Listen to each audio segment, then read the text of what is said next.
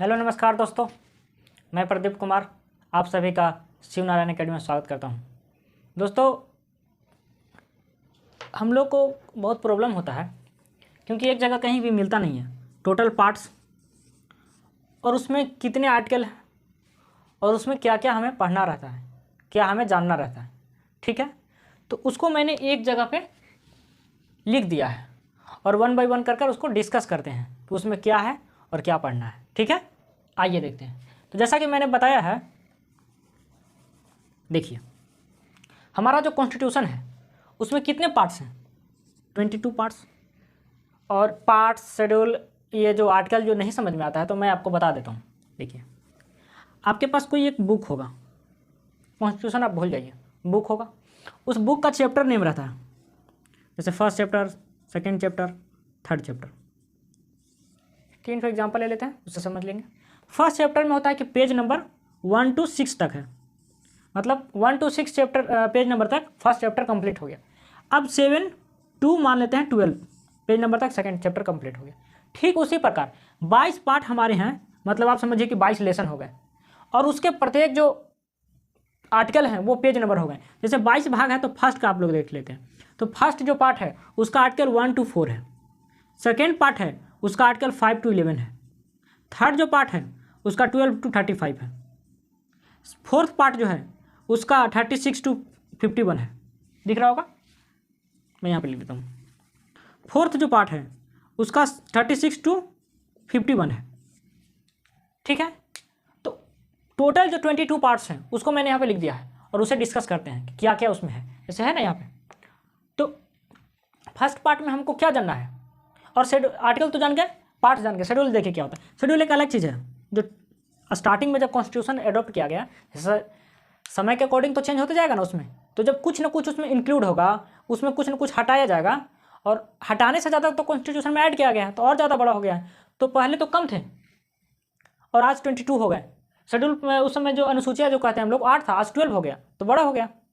ठीक है, तो टोटल जो हमारा है 22 है। तो आइए वन बाई वन देखते हैं।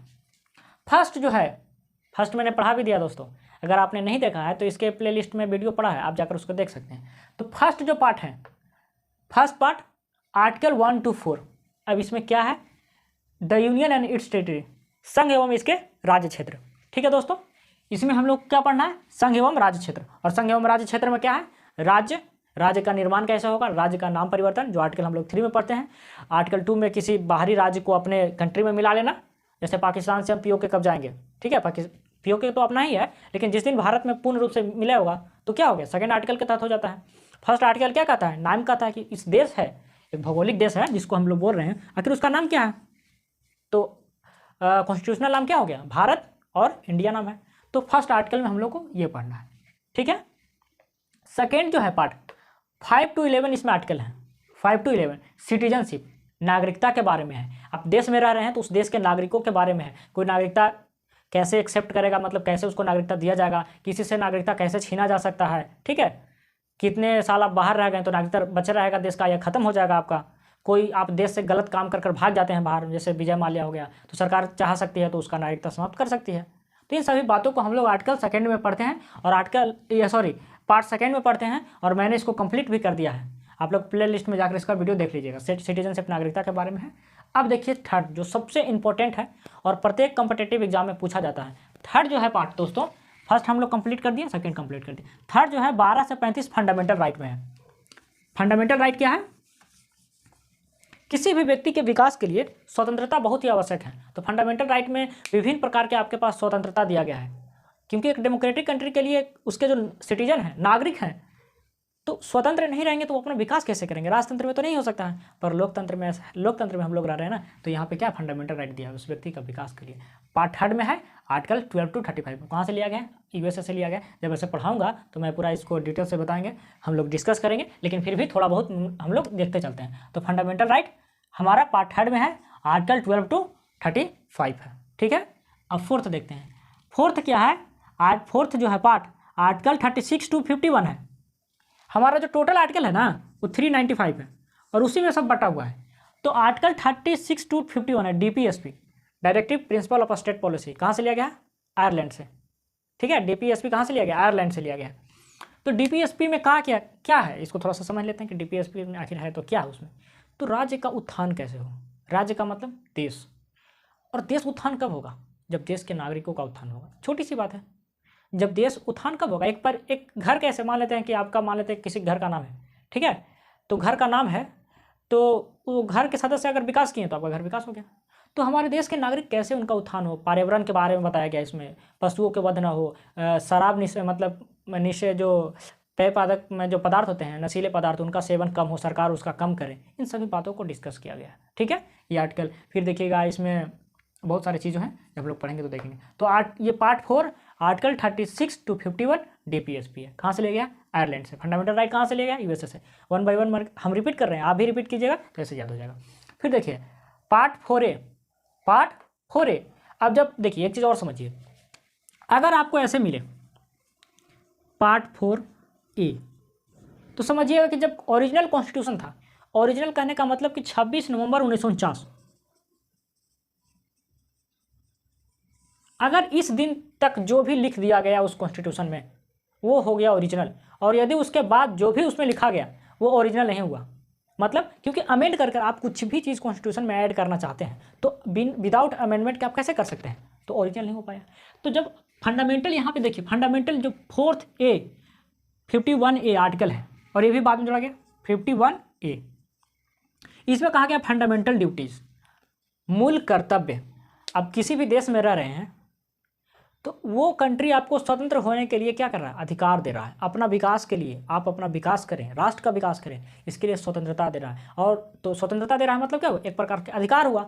तो उस देश के प्रति भी आपका एक दायित्व बनता है, उसी दायित्व को हम लोग कर्तव्य कहते हैं, तो फंडामेंटल ड्यूटीज़ कहते हैं। तो फंडामेंटल ड्यूटी जो है हमारा जो है पार्ट 4A आर्टिकल 51 में, और ये 42nd अमेंडमेंट 19, देखिए बहुत बार पूछा जाता है, तो मैं जो चीज़ें जो हाईलाइट मैं करते चलूँगा, इसको आप लोग देखते चलिए, नोट करते चलिएगा। तो 42nd अमेंडमेंट 1976 में है, फंडामेंटल ड्यूटीज़ को ऐड किया गया, और 42nd अमेंडमेंट को मिनी कॉन्स्टिट्यूशन कहा जाता है। इतना उसमें अमेंडमेंट हुआ उस समय 1976 में कि उसको कहते हैं हम लोग मिनी कॉन्स्टिट्यूशन, मतलब कॉन्स्टिट्यूशन का एक छोटा पार्ट ही हो गया। इतना उस सरकार वहाँ उस समय सरकार ने इसमें अमेंडमेंट की, ठीक है। अब देखिए फिफ्थ जो पार्ट है आर्टिकल 52 to 151 यूनियन गवर्नमेंट के बारे में है।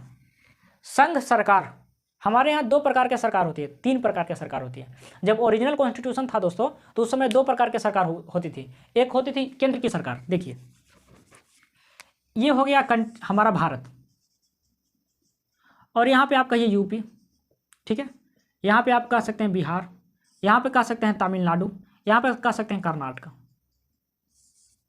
तो यूनियन सरकार में क्या क्या है? Article 52 fifth part, article 52 to 151 union government, केंद्र सरकार के बारे में। अब केंद्र सरकार के अंदर कौन कौन आते हैं आप ऐसे ही समझिएगा। देखिए केंद्र सरकार के अंदर आते हैं राष्ट्रपति, प्रेसिडेंट, मैं शॉर्ट लिख रहा हूँ, वाइस प्रेसिडेंट, उपराष्ट्रपति, पीएम, प्रधानमंत्री, और भी जो केंद्रीय लेवल के होते हैं। तो ये सभी क्या होंगे? यूनियन गवर्नमेंट में आते हैं। संसद क्या आते हैं? यूनियन गवर्नमेंट का ही तो हिस्सा है। और संसद में क्या क्या आते हैं? लोकसभा आता है, राज्यसभा आता है, और ये प्रेसिडेंट आते हैं, और संसद का ही तो सदस्य होते हैं प्रधानमंत्री। तो यूनियन गवर्नमेंट के बारे में बताया गया है कि यूनियन गवर्नमेंट में कौन कौन आते हैं, उनका कर्तव्य क्या है। देखिए कि राष्ट्रपति का भी कर्तव्य निश्चित है, प्रधानमंत्री का कर्तव्य निश्चित है। प्रधानमंत्री तीनों सेनाओं का प्रमुख नहीं हो सकते हैं, परंतु राष्ट्रपति हैं तो उनका अलग हो गया। राज्यसभा में प्रधान सभापति उपराष्ट्रपति होते हैं, ये प्रधानमंत्री नहीं हो सकते हैं, ठीक है। उपराष्ट्रपति जो होते हैं वो किसी भी जो सदस्य लोकसभा या राज्यसभा का सदस्य तो होते नहीं है, वो राष्ट्रपति भी नहीं होते हैं।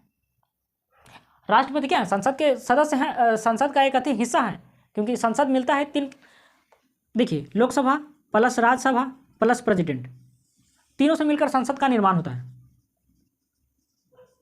और खुद जो है इसका मतलब लोकसभा या राज्यसभा का वो सदस्य नहीं होते, तो क्या होंगे या नहीं होंगे, उनका चुनाव कैसे होगा, इन सभी बातों को हम लोग यूनियन गवर्नमेंट में पढ़ेंगे। और यूनियन गवर्नमेंट फिफ्थ पार्ट है आर्टिकल 52 to 151। इसमें टोटल प्रधानमंत्री का कर्तव्य क्या है, राष्ट्रपति का कर्तव्य क्या है, राष्ट्रपति मतलब कब प्रधानमंत्री का कर्तव्य है कि राष्ट्रपति को सूचित करें, इन सभी बातों को हम लोग डिस्कस करेंगे, ठीक है दोस्तों। तो चलिए आगे बढ़ते हैं। इसमें हम लोग सिर्फ देख रहे हैं कि क्या क्या लिखा हुआ है, नहीं तो डिस्कस करेंगे तो बहुत ज़्यादा लॉन्ग वीडियो हो जाएगा। फिर देखिए पार्ट 6 आर्टिकल 152 टू 237, 152 से लेकर 237 तक स्टेट गवर्नमेंट के बारे में। मैंने बताया ना अभी, गवर्नमेंट हमारा जो ओरिजिनल कॉन्स्टिट्यूशन था उस समय दो प्रकार के सरकारें होती थी, केंद्र सरकार और राज्य सरकारें। आज होती है तीन प्रकार के सरकारें, एक होती है केंद्र सरकार, राज्य सरकार, एक पंचायती व्यवस्था में होता है, वो भी तो सरकार का हिस्सा है ना। सिस्टम को कैसे संचालित करें, उसमें लोग इलेक्ट होकर जा रहे हैं तो वो सरकार का हिस्सा हो गए। तो हम लोग आज तीन मतलब भागों में बांटा गया। तो ये हो गया राज्य सरकार। आप यूपी में रह रहे हैं तो यूपी के सरकार, बिहार में रह रहे हैं तो बिहार सरकार, तमिलनाडु में रहे हैं तो तमिलनाडु के सरकार, झारखंड में रहे हैं तो झारखंड के सरकार। तो वो राज्य सरकार का कर्तव्य क्या होगा, उसके अंतर्गत कौन कौन आते हैं, जैसे गवर्नर आते हैं, मुख्यमंत्री आते हैं, विधानसभा आता है, विधान परिषद जहाँ जहाँ है वहाँ विधान परिषद आया। तो उन सभी के बारे में कहाँ है, आर्टिकल 152 152 से लेकर 237 तक है, ठीक है। और पार्ट क्या है, 6 है। आगे देखिए 238 था तो उसे समाप्त कर दिया गया, तो समाप्ति समझिए, उसे पढ़ने की कोई आवश्यकता नहीं। पार्ट 8 क्या है, पार्ट है 239 से लेकर 241 तक, ठीक है दोस्तों।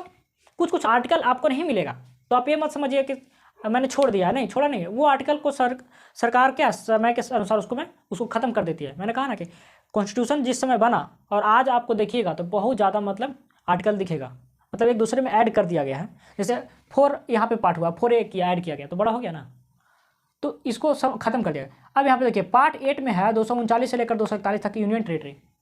यूनियन टेरिटरी का मतलब एक होता है ना केंद्र सरकार, राज्य सरकार, एक यूटी, जहाँ पे सीधा केंद्र सरकार शासन करती है, ना महाराष्ट्र सरकार शासन करती है, ना पंचायती व्यवस्था, वहाँ सीधा सरकार क्या है, केंद्र सरकार का वहाँ शासन चलता है। या तो उप गवर्नर होता है, एलजी होता है, या तो कोई आईएएस अधिकारी उसको संचालित करता है। जैसे आपने पुदुचेरी के बारे में सुना होगा और किरण बेदी के बारे में सुना होगा, तो क्या है वो उप गवर्नर थी वहाँ का, ठीक है। अब देखिए पार्ट 9, आप याद रखिएगा ये बार बार पूछा जाता है कि हमारा पंचायती राज व्यवस्था जो है किस पार्ट में है, तो 9 पार्ट में। आर्टिकल देखिए 243A से लेकर 243O तक है। पंचायती राज व्यवस्था के बारे में मैंने अभी जस्ट बताया कि हमारे देश में केंद्र स्तर पर केंद्र सरकार, जैसे आप देखिए अभी केंद्र स्तर पर मोदी जी अभी प्रधानमंत्री हैं। आप जिस स्टेट में होंगे तो वहाँ का कोई ना कोई मुख्यमंत्री होंगे। आप बिहार से बिलोंग करते होंगे तो वर्तमान में नीतीश कुमार हैं, यूपी से बिलोंग करते होंगे तो योगी आदित्यनाथ हैं, झारखंड से बिलोंग करते होंगे तो हेमंत सोरेन है। तो अलग अलग हो गए ना। और पंचायती राज व्यवस्था उससे नीचे आ गया, राज्य सरकार के से नीचे हो गया। तो यहाँ पे देखिए पंचायती राज व्यवस्था जो है 9 पार्ट में है और आर्टिकल 243A से लेकर 243O तक है। आगे देखिए पार्ट 9A 243P से लेकर 243 म्यूनिसिपल को जो है, म्यूनिसिपलिटी जो होती है, जो नगर पालिका जिसको हम लोग कहते हैं, नगर निगम, आप शहर में रहते होंगे तो वहाँ मुखिया का चुनाव नहीं होता, वार्ड का होता है, वार्ड मेंबर, फिर एक जिसको कहते हैं मेयर जो चुनते हैं हम लोग, नगर निगम, महापौर, ये सब जो चीज़ें होती है ना बड़े बड़े शहरों में, तो उसके लिए ये पंचायती राज व्यवस्था क्या है, ग्रामीण क्षेत्र के लिए है, और ये क्या है, शहरी क्षेत्र के लिए। पार्ट जो 10 है आर्टिकल 244 से लेकर 244A तक है। इसमें शेड्यूल एंड ट्राइबल्स के लिए, मतलब एसटी के लिए, एसटी के बारे में इसमें दिया गया है। कौन, पार्ट 10। एसटी के बारे में क्यों कहा गया है, देखिए एससी एसटी माइनॉरिटी इन सभी के लिए जो कॉन्स्टिट्यूशन में है अलग अलग आर्टिकल है और उनका अलग अलग राइट्स, विशेष राइट्स दिया गया है हमारे कॉन्स्टिट्यूशन में, और उसको अलग लिखा गया है। जैसे देखिए एक सामान्य नागरिक का राइट्स और एक उसी में है, देश का ही नागरिक है, उसका एक अलग आर्टिकल में जोड़ दिया गया, तो उसके पास क्या है, विशेष एक राइट हो गया, ठीक है। क्योंकि एससी एसटी का जो कुछ भी मामला होता है तो उनको छूट मिलता है। आप शिक्षा में देखिए कि छूट मिलता है। आप देखिए कि अगर कोई प्रॉब्लम हो जाता है, प्रशासनिक प्रॉब्लम, जैसे पुलिस थाना हो गया, तो उनको ज़्यादा छूट मिलता है, ठीक है, ज़्यादा सहूलियत मिलता है। तो इन सब का अलग के बारे में अलग आर्टिकल में है, पार्ट 10 में है, ठीक है। अब पार्ट 11 में क्या है, 245 से लेकर 263 संघ एवं राज्य के संबंध, याद रखिएगा, संघ एवं राज्य के संबंध मतलब केंद्र सरकार, क्योंकि केंद्र स्तर पर एक सरकार है और एक राज्य स्तर पर, दोनों के बीच संबंध कैसा होगा, अलग अलग कौन कौन विषयों में सरकार मतलब अपना कानून बनाएंगे। जैसे आप देखिए उनके बीच संबंध कैसा होगा, ये भी डिफाइन किया गया है पार्ट 11 में। अगर मान लेते हैं कि अगर डिफाइन नहीं होता तो एक दूसरे में टकराव हो जाएगा। मैंने प्ले लिस्ट में वीडियो पढ़ा है, उसमें आप देखिएगा कि जब पहली बार कोलकाता में सुप्रीम कोर्ट का स्थापना हुआ और उस समय जो था बंगाल का जो गवर्नर जनरल था, उन दोनों का विषय जो था, गवर्नर जनरल और सुप्रीम कोर्ट का विषय, दोनों का डिफाइन नहीं था। तो जब डिफाइन नहीं था तो ये इसके क्षेत्र में एंटर कर जा रहा था, तो जब इंटर करेगा तो प्रॉब्लम हो जाएगा, प्रॉब्लम होगा कि नहीं। अब देखिए हमारा एक जो फंडामेंटल राइट मैं पढ़ाऊंगा, मतलब थोड़ा थोड़ा उसको डिस्कस करते चलते हैं। तो जब फंडामेंटल राइट पढ़ाऊंगा तो सरकार के पास भी लिमिट है, वो फंडामेंटल राइट को कम नहीं कर सकती है। कोई भी सरकार हो, कितनी भी पावरफुल क्यों ना सरकार हो, अंत में इंटरप्रिटेशन जो कॉन्स्टिट्यूशन का करना है वो सुप्रीम कोर्ट का करना है। तो अगर फंडामेंटल किसी कोई लॉ बनाया गया केंद्र सरकार के द्वारा और मेरे फंडामेंटल राइट को इतना कम कर दिया गया, इतना ढक लिया गया, तो सुप्रीम कोर्ट तुरंत जो है केंद्र सरकार के फटकार लगेगी, वो बोलेगी चलो ये कानून को हटाओ इतना, और बाकी अब इतना कानून जो है फोर्स में आएगा, बाकी इतना कानून जो है समाप्त करो, क्योंकि ये फंडामेंटल राइट को क्या कर रहा है, कम कर रहा है। तो अगर केंद्र, ठीक उसी प्रकार आप रिलेट कीजिए, और केंद्र और राज्य का अगर संबंध अलग अलग या विषय अलग अलग नहीं सिलेक्ट करके कॉन्स्टिट्यूशन दे, तो दोनों के बीच प्रतिदिन टकराव होगा कि सरकार ये हम विषय इस पर बनाना चाहते थे, इस पर हम कानून बनाना चाहते थे, इस विषय पर हम कानून बनाना चाहते थे, आप क्यों कानून बना दिए, तो प्रॉब्लम हो जाएगा ना। तो केंद्र और संघ और राज्य का संबंध कैसा हो, ये पार्ट 11 में आर्टिकल 245 से लेकर 263 तक डिफाइन किया गया। अब देखिए थोड़ा थोड़ा डिस्कस करते चलते हैं। 3 आप सूची पढ़िएगा, एक संघ सूची, राज्य सूची और समवर्ती सूची। अब तीनों में क्या है, केंद्र सूची पर सिर्फ केंद्र सरकार कानून बना सकती है। अभी मान लेते हैं कि मोदी जी देश के प्रधानमंत्री हैं, तो केंद्र सरकार जो सूची है उस पर सिर्फ मोदी जी ही कानून बना सकते हैं, उस पर किसी राज्य का अधिकार नहीं है। राज्य सरकार के विषय पर परिस्थितियां हैं, जब मैं पढ़ाऊंगा जो इमरजेंसी वगैरह पढ़ाऊंगा तो उसमें से बहुत ही रेयर केस में केंद्र सरकार जो है जो राज्य जो विषय होता है उस पर कानून बनाती है, और समवर्ती सूची में दोनों कानून बना सकते हैं। तो इन सभी विषयों के थ्रू अलग अलग उनका एरिया, उनका शक्ति को डिफाइन किया गया है, किसके द्वारा, कॉन्स्टिट्यूशन के द्वारा। तो ये किस में है, पार्ट 11 आर्टिकल 245 से लेकर 263 तक।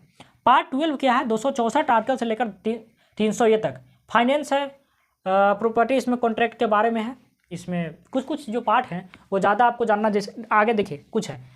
पार्ट 13 इसको आप याद नहीं कीजिए, कोई फायदा नहीं है, कभी पूछेगा ही नहीं है। 301 से लेकर 307 तक trade and commerce with in India. Bharat में जो है कैसे व्यापार होगा, एक राज्य दूसरे राज्य से एकदम स्वतंत्र है, कहीं भी व्यापार कीजिए कोई प्रॉब्लम नहीं होगा, बशर्ते प्रॉब्लम लीगल होना चाहिए। ऐसा नहीं कि अभी बिहार में शराबबंदी है तो आप शराब का व्यापार करने लगेगा, नहीं। भारत के अंदर आप कहीं भी व्यापार कर सकते हैं, बशर्ते कानून के अनुसार वो सही होना चाहिए, ठीक है। तो ये चीज़ें नहीं है, कभी पूछा नहीं जाएगा, ये थोड़ा सा आप ध्यान लीजिए। अब देखिए अब तो पार्ट 12 जो है 14 जो है, आर्टिकल 308 से लेकर 308 से लेकर 323 323 तक, service under the union and the state, इसके अंदर में है प्रशासनिक व्यवस्था के बारे में, इन सभी चीज़ों के बारे में डिस्कस किया गया है। पार्ट जो 15A है, 323A से लेकर 323B तक, एडमिनिस्ट्रेटिव टर्मिनल्स, इसको जो है वो भी प्रशासनिक ही चीज़ है, ये भी चीज़ आप नहीं याद करें कोई फायदा नहीं है। अब देखिए पार्ट जो 15 है, यहाँ पे देखिए, एक सेकेंड दोस्तों, यहाँ पे 14A है, ठीक है दोस्तों, यहाँ पे मिस्टेक हो गया था, ये 14A है, 14A में याद रखिएगा, ये 15 है। तो 15 में 300 जो है, एक सेकेंड, 324 से लेकर 329 तक, ये इलेक्शन कमीशन है, ये बहुत इंपॉर्टेंट है। कहीं कभी ना कभी कॉम्पिटिटिव में एक ने एक क्वेश्चन जो है फंडामेंटल राइट से टपक जाएगा, मतलब पूछ लिया जाएगा, ठीक है, और एक ना एक इलेक्शन कमीशन से पूछ लिया जाता है, यूनियन एंड गवर्नमेंट से, यहाँ पे जो है संघ सरकार, राज्य सरकार, कहीं मतलब कहीं ना कहीं से तो आना ही है ना, पॉलिटिक्स आएगा तो आएगा ही आएगा, मतलब ये सब इंपॉर्टेंट है, आप ध्यान रखिएगा।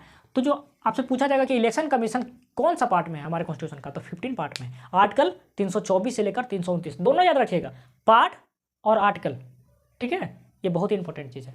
कुछ कुछ तो नहीं करवाइएगा ना, अगर याद रखिएगा तो चलिए एलिमिनेट करके आप निकाल लीजिएगा, ठीक है। तो इलेक्शन कमीशन के बाद 324 से लेकर 329 तक है, इलेक्शन कमीशन का क्या होगा, स्वतंत्र होगा कि क्या किसी के अंडर काम करेगा, ठीक है, किसका किसका चुनाव करवाएगा। जैसे आप देखिए पंचायती राज व्यवस्था का जो इलेक्शन कमीशन जो है केंद्र का, वो तो नहीं करवाता है, वो तो राज्य के अंदर जो इलेक्शन कमीशन है वो पंचायत का चुनाव करवाता है। और विधायक जो मुख्यमंत्री का जो चुनाव होता है, या प्रधानमंत्री का जो चुनाव होता है, राष्ट्रपति का जो चुनाव होता है, उपराष्ट्रपति का जो चुनाव होता है, वो सभी चुनाव कौन करवाता है, इलेक्शन कमीशन, जो केंद्र वाला होता है, ठीक है। अब देखिए part 16 special provisions. Special provision मतलब क्या हो गया, कुछ विशेष है, ठीक है, विशेष अधिकार दिया गया है। जैसे होता है ना, कभी कभी नहीं कहा गया कि अगर शेड्यूल आप पढ़िएगा केंद्र राज्य संबंध, इसमें जब पढ़िएगा कि संघ सूची, राज्य सूची, समवर्ती सूची, तो अगर कोई विषय नहीं हुआ, कहीं भी नहीं है, केंद्र में भी नहीं, राज्य सूची में भी नहीं, समवर्ती सूची में नहीं है, तो चलो वो विषय केंद्र सरकार के पास चला गया। तो कुछ कुछ स्पेशल भी कॉन्स्टिट्यूशन को दिया गया है, ये सब स्पेशल जो प्रोविजन है 330 से लेकर 342 तक है, ठीक है। अब देखिए पार्ट 17 आर्टिकल 343 से लेकर 351 ऑफिशियल लैंग्वेज। ऑफिशियल लैंग्वेज के बारे में इसमें बताया गया, आप याद रखिएगा। पार्ट 17 ऑफिशियल लैंग्वेज, ठीक है। पार्ट 18 352 से लेकर 60, ये बहुत इंपॉर्टेंट है। इमरजेंसी के बारे में तो आपको जरूर जानना ही जानना है क्यों। और पहली बात एक चीज़ समझिए, इमरजेंसी कहाँ से लिया गया। हमारे कॉन्स्टिट्यूशन में प्रत्येक पार्ट कहीं ना कहीं से तो एक्सेप्ट किया गया, इतना तो निश्चित है। प्रत्येक पार्ट कहीं ना कहीं से लिया गया। अब देखिए यहाँ पे संघ एवं यहाँ पर राज्य आते हैं तो कनाडा से लिया गया।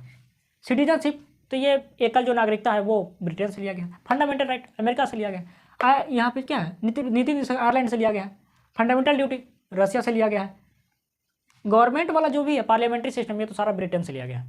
तो कहीं से कहीं से लिया गया ना। तो उसी प्रकार जो इमरजेंसी है वो कहाँ से लिया गया बताइए। इमरजेंसी लिया गया है जर्मनी से, याद रखिएगा। आप याद रखिएगा कि इमरजेंसी का मतलब आतंक, मतलब गलत चीज़ हो रहा है, ठीक है, हमारे देश में सही नहीं है। और पूरे दुनिया को अपने ताकत से हिलाने वाला कौन व्यक्ति था, हिटलर। कहाँ का था, जर्मनी का। तो याद रखिएगा कि जो इमरजेंसी का प्रावधान लिया गया है वो कहाँ से लिया गया है, जर्मनी से। ये तीन प्रकार के इसमें इमरजेंसी होते हैं। एक होता है मतलब कि पूरे देश का, एक होता है राज्य वाला, और एक होता है फाइनेंशियल जो होता है, ठीक है। नेशनल इमरजेंसी, स्टेट इमरजेंसी आप कहते हैं, फाइनेंशियल इमरजेंसी कहते हैं। अब देखिए हम लोग पढ़ेंगे तो और डिटेल्स जानेंगे। 361 से लेकर 367 तक अन्य प्रावधान दिया गया है। पार्ट 20 में जो है याद रखिएगा कॉन्स्टिट्यूशन का संशोधन कैसे किया जाए, और कहाँ से लिया गया है, दक्षिण अफ्रीका से। मैंने टोटल कहाँ से हमारे कॉन्स्टिट्यूशन का कौन सा चीज़ लिया गया है, तो उन सभी बातों को मैंने इसके प्लेलिस्ट में एक वीडियो पढ़ा है, उसमें बताया है, तो आप जाकर उसे जरूर देखिएगा, ठीक है। तो अमेंडमेंट का जो कॉन्सेप्ट है, क्योंकि अगर अमेंडमेंट नहीं करेंगे तो आप देखिए, ये मान लेते हैं कि कोई कॉन्स्टिट्यूशन है, और ये कॉन्स्टिट्यूशन बना कब, 1950 में, और आ गया अभी चल रहा है 2022। अगर संशोधन का प्रावधान नहीं होता तो कैसे होता। आज डिजिटल जो है या सोशल मीडिया पर सरकार कैसे कानून बनाएगी, तो संशोधन होना। इसलिए तो कहा जाता है कि हमारा जो कॉन्स्टिट्यूशन है वो जीवंत दस्तावेज है, जैसा जब आवश्यकता है हम उसमें कर लेते हैं, ठीक है। तो संशोधन जो लिया गया है वो दक्षिण अफ्रीका से लिया गया है। पार्ट क्या है, 20 है, और आर्टिकल 368 है। अब संशोधन भी कितने प्रकार के होते हैं जब पढ़ेंगे तो हम लोग देख लेंगे। फिर देखिए ये भी कोई इंपॉर्टेंट चीज़ नहीं है। पार्ट 21 जो है 369 से 369 से लेकर 392 तक, 392 अस्थायी संक्रमणकालीन, यहाँ पे विशेष प्रावधान था, उस टाइम के अकॉर्डिंग था। अब वो चीज़ें उतना ज़्यादा इंपॉर्टेंट नहीं है। फिर 22 पार्ट में है लघु शीर्षक, हमारा कॉन्स्टिट्यूशन का नाम क्या होगा, जैसे द इंडियन कॉन्स्टिट्यूशन लिखा हुआ ना, भारतीय संविधान, तो उसी का वो नाम है, टाइटल ये आर्टिकल 395 में डिफाइन किया गया है, ठीक है। तो ये दोस्तों हम लोग, मैंने सोचा कि इसको कंप्लीट कर देता हूँ ताकि कहीं भी आपको अलग अलग खोजना ना पड़े, एक ही जगह मैंने सारा चीज़ लिख दिया था। तो यदि वीडियो आप लोगों को अच्छा लगे तो लाइक कीजिएगा, शेयर कीजिएगा, और यदि चैनल पर पहली बार है तो सब्सक्राइब कीजिएगा। बहुत बहुत धन्यवाद दोस्तों।